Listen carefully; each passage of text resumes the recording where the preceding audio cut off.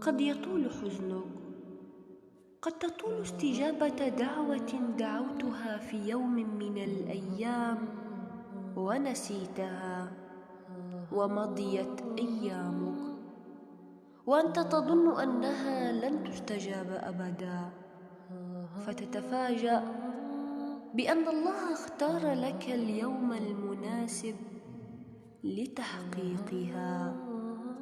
لا تتوقف أبدا عن الأمل مهما كانت مرارة الفترة التي تمر بها، لأن عوض الله يأتي بشكل خفي لا تستطيع تخمينه، ولكنك ستدرك بعد مواجهة كل هذا بأنك أصبحت أقوى وأنضج أكثر من أي وقت مضى.